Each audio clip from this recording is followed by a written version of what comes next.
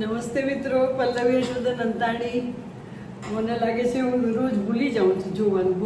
ગોઠડી 94માં આપનું સ્વાગત છે. હવે ટવકો 94 કદાચ આવી ગયો છે મિત્રો. એઝ યુઝ્યુઅલ તમે જોઈ શકો છો ડાઇનિંગ રૂમમાં બેઠી છું ને જમીને થોડીક છાપા વાંચીને થોડીક નીંદરમાં જઈ પડત એટલે એઝ ઇટ ઇઝ ઘરના કપડામાં બેસી ગઈ છું. ગોઠડીમાં જો કે હું તો એવું જ કરતી હોઉં છું મિત્રો. સગવડ, આજનો વિષય એક સગવડ એ શબ્દ મેં રાખ્યો છે, એનો ટાઇટલ. પણ એને ઘણા જુદી જુદી રીતમાં ગૂંથી છે. અહીંયા જે સગવડ અભિપ્રેત છે એ મા બાપ જે બાળકોને આડેધડ સગવડ સખત આપે છે, હા, એ વિશે વાત છે અને આપવી પણ જોઈએ. પણ એની થોડી ચર્ચા હતી બે પક્ષે. તમે કેવી લાગીને તમને ધ્યાનમાં ધરવા જેવી લાગશે એવું મને લાગે છે. પછી લાગશે, પહેલાં લાગશે, ક્યારેક લાગશે તો ખરી. તો મિત્રો, એક પેરેન્ટ્સમાં એવી વાત હોય છે, દરેક પેરેન્ટ્સ, પપ્પા અને મા, હા, એ લોકોના મનમાં એવું હોય છે કે એનું ચાઇલ્ડ આવે ત્યાર પહેલાં જ એવી તૈયારી ને એવી બચત ને એવું બધું હોય છે કે અમે જે સરળતાથી ઉછર્યા એ રીતે, એમ કે એવું નહીં, અમે જે ભોગવ્યું, જે સહન કર્યું, જે અમને મળ્યું નહીં, એવું બધું અમારા છોકરાઓને ભરપૂર રીતે આપવું છે. માને એમ થાય કે મને જે બહુ જ આકરી શિક્ષા મળી એ મારી દીકરીને દીકરાઓને આપવી રીતે, એમ કરીને બાળ ઉછેર માટે એટલા બધા તૈયાર હોય છે મા બાપ, હા મિત્રો. અને બાળકો તો જાણે મા બાપની ઈચ્છા પૂર્તિનું કોઈ એક સાધન થઈ ગયું એવું કોઈક વાર તો લાગે છે. અને આ સાવ નાના બાળકોને નહીં, આ તો છે કોલેજમાં જઈને ભણે અને એ ક્યાં સુધી એ લોકોનો સંસાર માંડે ત્યાં સુધીના બાળકોની વાત છે. માતા પિતાના મતે એના બાળક, સમાજની દ્રષ્ટિએ તો પરણવા જેવું તો બાળક ક્યાંથી કહેવાય, પણ માને તો 60 વર્ષનું એનું બાળક જ લાગે. એ સંદર્ભમાં હું કહું છું કે મા બાપને તો જાણે ઈચ્છા પૂર્તિનું સાધન હોય ને, પોતે ના ભણાવવું, પોતે ન શીખવું, પોતે જે ન અમુક પોલિશ વર્લ્ડમાં ગયા હોય ત્યાં મોકલવા સોફિસ્ટિકેટેડને, હા, એ રીતનું. ને પછી પોતે થોડાક એવા થઈ ગયા હોય છે. શરૂઆતમાં ઉછેરમાં જરાક સાદગી હોય એટલે તો એક બાજુ મા બાપને એમ છે કે અમે બધું આપી જ દઈએ, અને એક બાજુ આજે પેઢી તૈયાર થઈ છે ને એ એક તસુ જેટલી અગવડ ભોગવવા જ તૈયાર નથી. સગવડ ને સરળતા વાળું જ એ લોકોને જીવન જોઈએ છે ને સગવડ ને સરળતા વગરનું જીવન હોઈ શકે એવું એ લોકોને ખ્યાલ જ નથી, અને એ લોકો એમાં પડવા જ તૈયાર નથી મિત્રો. હા, તો એ લોકોને એવું છે કે છેવટે કોઈનું એ રીતનું છે કે કંઈ એ લોકોને સ્વીકારવું જ નથી. નહીં કોઈ જાતના નોર્મ્સ, નહીં કોઈ જાતની પાબંદી, નહીં કોઈ જાતના વિચાર. એ લોકોને એવું ગમતું નથી.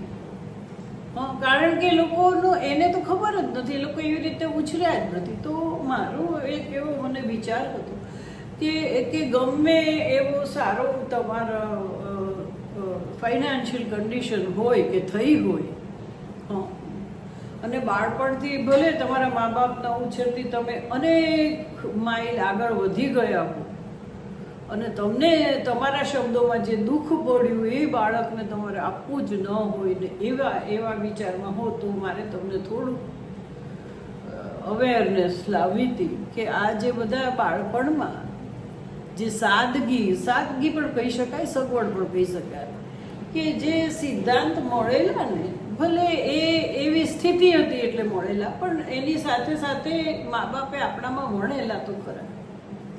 હા, તો એ સિદ્ધાંત કેટલા બધા મહત્વના છે એ આપણને ખ્યાલ ના આવ્યો. એ સિદ્ધાંતની સીડી બનાવીને તો આપણે આટલા ઊંચા આવ્યા, અને એ સીડી બનાવીને જે ઊંચા આવ્યા એ સિદ્ધાંતો આપણે આપણા છોકરાઓને આપવા નથી, કારણ કે આપણે એને અગવડ માનીએ. હા, તો એમાં સૌથી પહેલી વાત હું લઉં કે પહેલાં બાળક નહીં, હું બાળક એટલે આઈ એમ ટેલિંગ યુ, માતા પિતાના રીતે બાળક.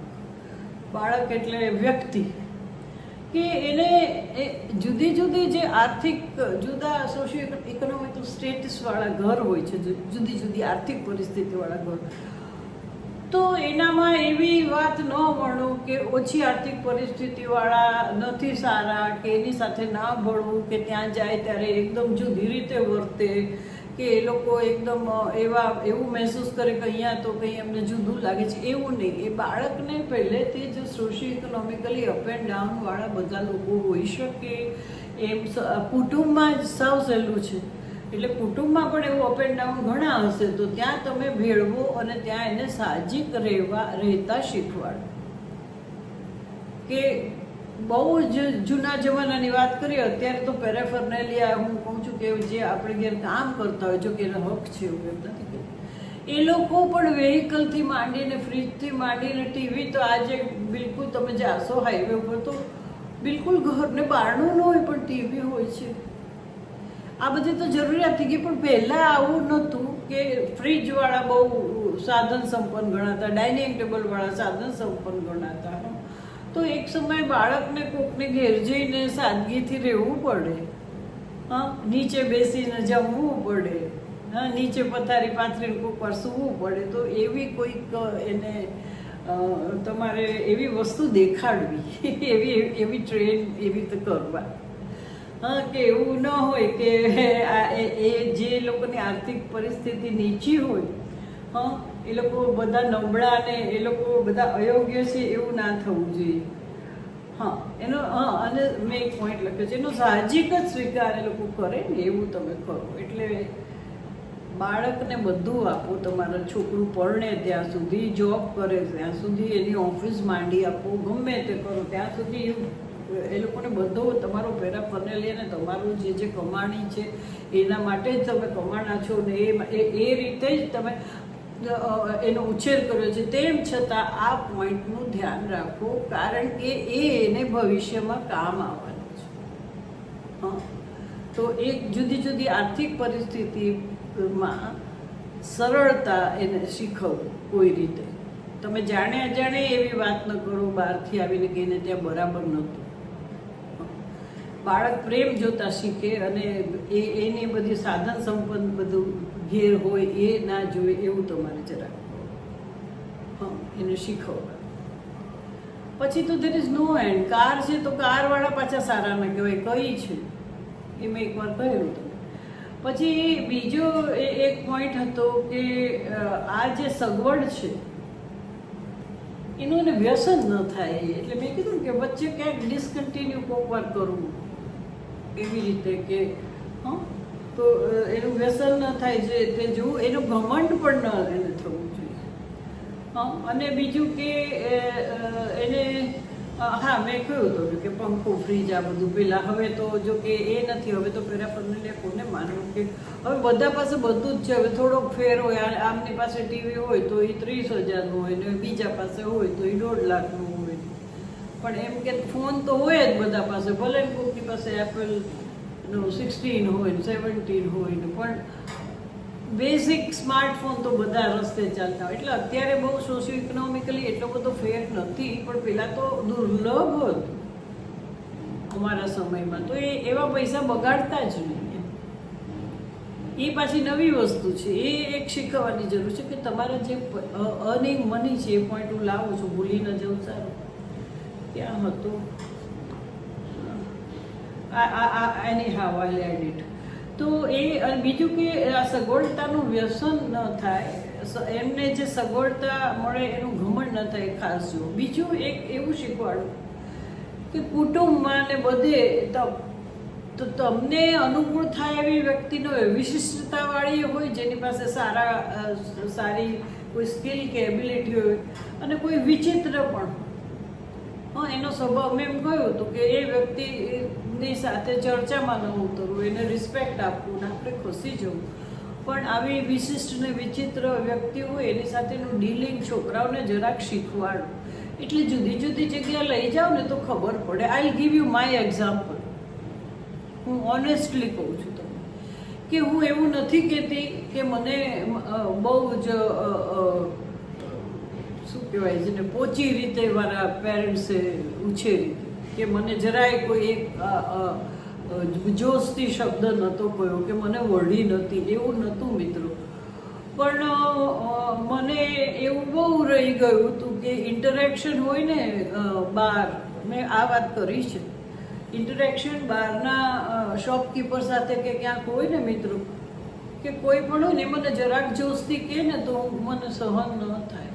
ઉચકે ને કોઈક શાકવાળો, લેવું હોય લો નહીં તો જાઓ ને, આપણે એને પૂછીએ કે ભાઈ 12 રૂપિયાનું આપીશ, તો એણે એમ કહ્યું છે કે ના આવે બેન એમ. પણ એ લોકો સંજોગોના મારેલા છે ને એની પાસે 1000 કસ્ટમર આવવાના છે, એટલે એ આવી રીતે બોલવાના જ છે. પણ ભાઈ મને તો હું કોઈની સાથે ખરાબ ન બોલું તો મારી સાથે કોઈ ખરાબ રીતે ન બોલે એવું બહુ થાય. જરાક ઊંચે અવાજે ને તોછડાઈથી બોલે ને તો હું એનાથી થોડીક ડરીએ જાઉં અને ડિસ્ટર્બે થઈ જાઉં એવું મને છે.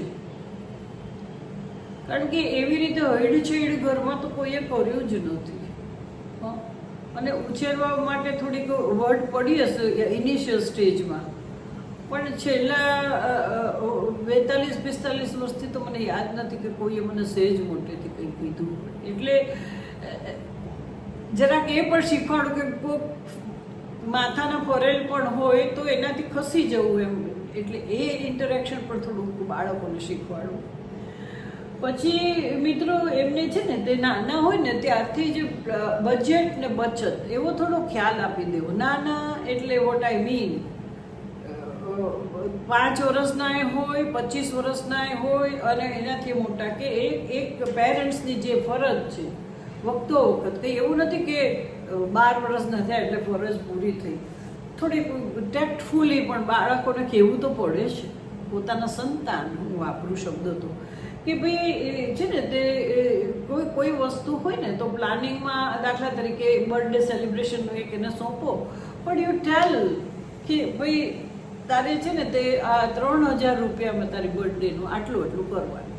એટલે લેટ હિમ એક્સરસાઇઝ કે આ લઈ આવું, આના બદલે આ લઉં, હું આ મ્યુઝિક રાખું ને આ લઉં, રિટર્ન ગિફ્ટ આપું કે ના આપું, મેન્યુમાં શું કરું, એમ કરીને એ 2500 રૂપિયામાં પૂરું કરશે ને 500 સ્પેર રાખશે કદાચ જરૂર પડે તો. આ એક તમે એને શીખવાડ્યું છે. તમારી પાસે પૈસા છે, તમે 10,000 રૂપિયાની પાર્ટી કરી શકો છો, પણ યુ લેટ હિમ લર્ન, એને શીખવા દો મિત્રો.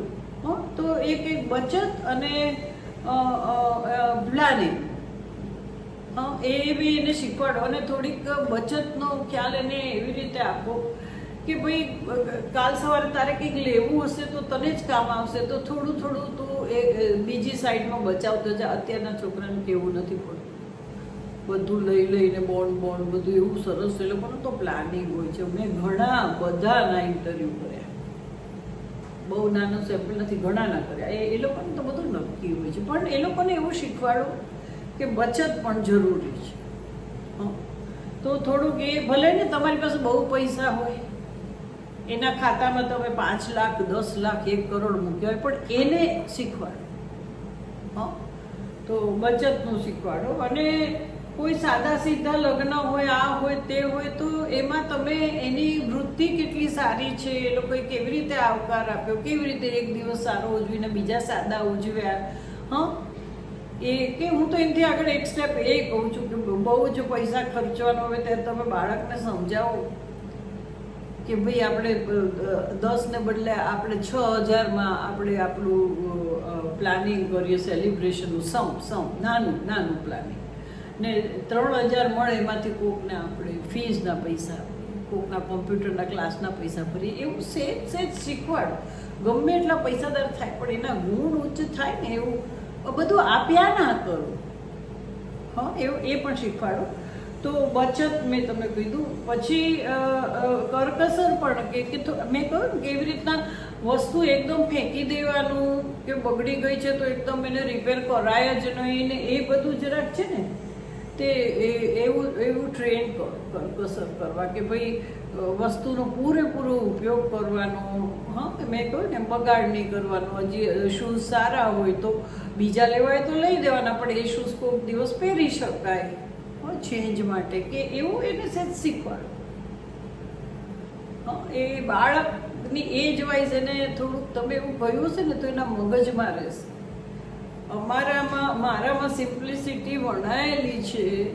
તો કોઈ કપડું ખરાબ થાય કે કોઈ કપડાં જૂના થાય તો કોકને કામ આવે તો એને આપી જ દેવાના, if they can wear it. પહેરવાના હોય, ઓકે, ગોદડું બનાવવું હોય તોય આપી દેવાના. પણ ઇન કેસ કે અમુક કપડાં હોય એનો આપણને જુદી રીતે ઉપયોગ કરતાંય આવડવો જોઈએ. હું કેટલા બધા ડ્રેસીસ સાડીમાંથી ને હું કરાવું છું. તો એવું પણ છે, શીખવાડો બાળકને, સંતાનને. પછી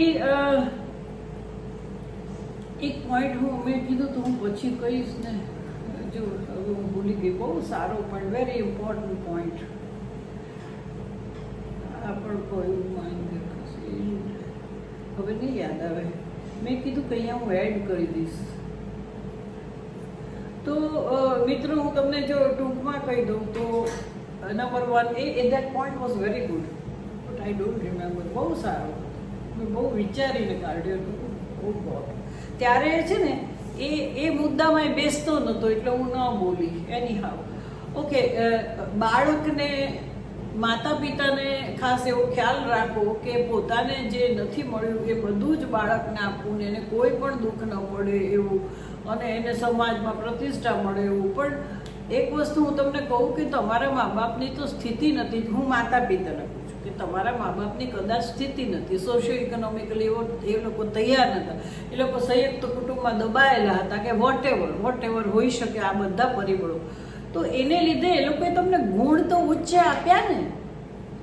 તો એ જે ગુણ આપ્યા ને તમે જ્યાં કમાઈ શક્યા એનું સમથિંગ એ લોકોને અત્યારે આપી દો. ભલે ને તમે એને સરસ રીતે રાખો મિત્રો, પણ at least some days of the year, some event of the year એમાં એને ખ્યાલ આપો કે કેવી રીતે એ રહે છે, કે આ કઈ રીતે આ છોકરો ભણે છે, એને એવું ખ્યાલ આપો કે આપણને બધું સુલભ છે.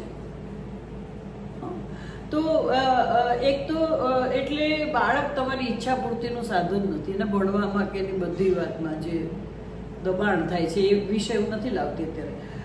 બીજું, અત્યારના બાળકની સ્થિતિ સહન શક્તિ બિલકુલ નહીં, કોઈનું કાંઈ સાંભળવું નથી, પોતાનામાં જ રહેવું છે.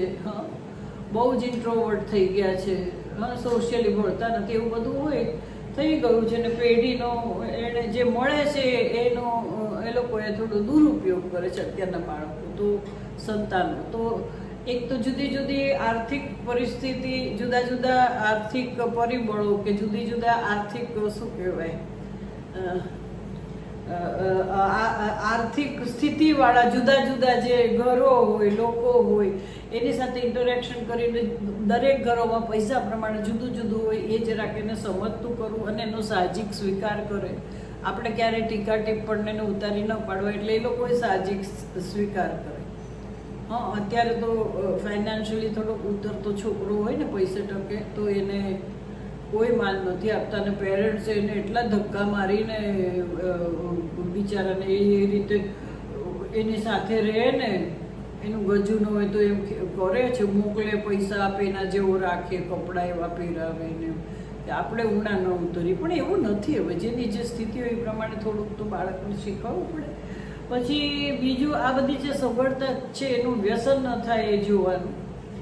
અને ત્રીજું કે જુદા જુદા ઇન્ટરેક્શનમાં સગા સંબંધી બધામાં વિચિત્ર માણસો હોય એને થોડુંક સહન કરતા, કે એની સાથે બહુ ડિબેટમાં ન પડતા, કે એનાથી ખસી જતા. એને એ શીખવું, એને એટલું બધું એનું મન ઉપર માનસિક સંતુલન આપણું જતું રહે ને એની સાથે આપણે સખત ઝઘડામાં ઉતરીએ એવું ન કરો, એનાથી દૂર રહેવું. એમ કહેવાનું ભાઈ મારા ને તમારા વિચાર જુદા છે, આ ડિબેટેબલ છે, હું આમાં મારો મત આપવા માંગતી નથી, let us go to some other topic. એમ કરીને એવું કહેવાનું, ઉઠી જવાની જરૂર નથી. અને કહો કે વરસાદ બહુ પડ્યો, વાત બદલી નાખો કે નથી એમાં અમારે પડ્યું. પછી બીજું મેં કીધું કે બચતનો થોડો ખ્યાલ આપો, અને પ્લાનિંગ ગોઝ વિથ બચત. આયોજન તમે એને કરતા શીખવાડો, અને એના ઉપરથી એને બચત કરતા શીખવાડો, કરકસર કરતા શીખવાડો. મેં કહ્યું હા, કોઈ વસ્તુનો મિસયુઝ ન કરે, કોઈકને કામ આવે એવું જુએ. હા, બચત હોય તો એને કઈ રીતે એટલા પૈસાનો ઉપયોગમાં લેવાય, હા, કઈ રીતે ફોર્સી કરીને ભવિષ્યનું પ્લાનિંગ કરી શકો, હા, એ બધું થોડું થોડું શીખવાડતા જાઓ તમારા સંતાનને જુદી જુદી ઉંમર. તો આ બધું હોય ને તો આપણી પાસે બધી સગવડ છે, પણ એનો અર્થ એમ નહીં કે આપણા બાળકને આપણે બહુ જ જે સ્પષ્ટ ગુજરાતીમાં કે મોઢે ચડાવવાની, એટલે નાનપણના મૂળ હોય ને પછી મોટા થઈને એ લોકો ન સ્વીકારે. મને બરાબર ખ્યાલ છે કે અમારાથી અમે હાયર મિડલ હોય તો ઘણા મિડલ ક્લાસ હોય તો એને ઘેર જાતા તો બધા એક રૂમમાં બેસીને ગોળ કરીને જમતા, એક પાટ હોય એક રૂમમાં, બાથરૂમ જાજુ આ. પેલા અમે નાના ઘરમાં રહેતા તો બધા એ બેસીને ગોળમાં બધા જમે. એવું નહીં કે ડાઇનિંગ ટેબલ હોય જ, બધે રસોયા હોય જ, એવું કાંઈ નહીં. તો જઈને પૂરી કરાવવાની, જેને કે ના હોય રસોઈ હોય કંઈક કરાવવું પડે જઈને. તો આ બધામાં એ લોકોને તમારી પાસે ગમે એટલી સગવડ હોય આ શીખવાડો, કારણ કે તમે આ મૂડી જોઈને નહીં આપો તો મિત્રો એ જ્યારે તમારી છોકરી સાસરે જશે કે છોકરો બિઝનેસમાં કે નોકરીમાં રહેશે તો આ બધા મૂલ્યો એને આપ્યા નહીં.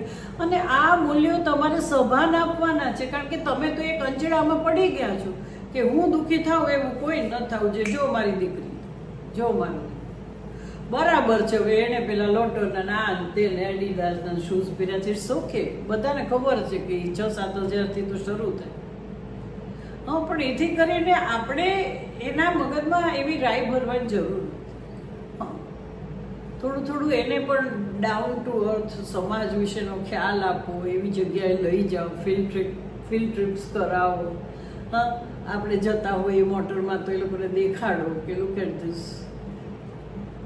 તો મિત્રો મને લાગે છે કે કોઈ પણ ઉંમરે એવું નહીં કે જેનું 20 વર્ષનું છોકરું હોય એ પેરેન્ટ્સે આ સાંભળવા જેવું છે, 3 વર્ષના એ સાંભળવા જેવું છે, અને 30, 35, 45 પહોંચેલા નહીં જરાક પણ એને મોલ્ડ કરવાની મુગરીત હોય. કાં તમે પહેલેથી આ સજાગ રહીને આવી પેટર્ન બનાવો, સડનલી તો માનશે નહીં, અને કાં ધીરે ધીરે ધીરે ધીરે એને પ્રેક્ટિકલ નોલેજ તમે આપતા જાઓ. આવું મેં કહ્યું ને કે એને એક સેલિબ્રેશન કરવાનું સોંપો, કે આની ફોટોગ્રાફી, એ રીતે મિત્રો.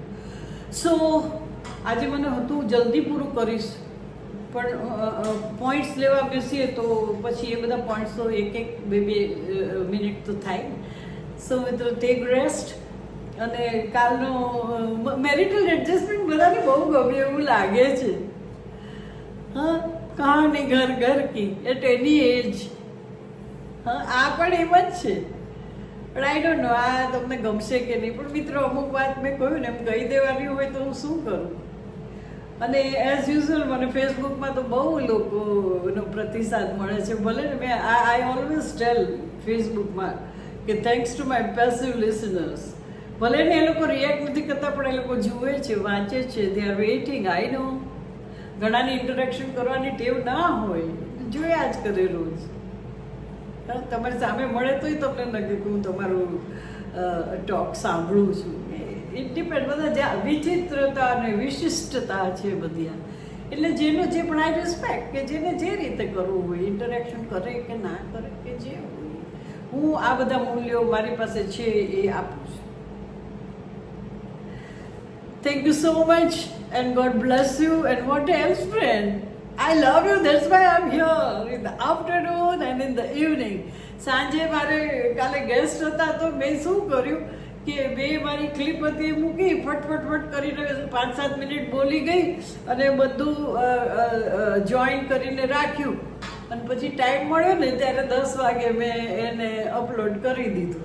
અને વ્યુઅર્સ જોઈએ લીધું, અરાઉન્ડ 100 to 150 એવા તો થઈ ગયા 11 વાગ્યા સુધી. એટલે જે some people might be waiting.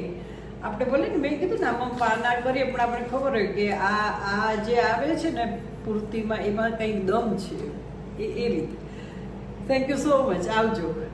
વાત એકવાર ચાલુ કરો ને ગોઠડીમાં એટલે આવું જ થાય છે મિત્રો. હા.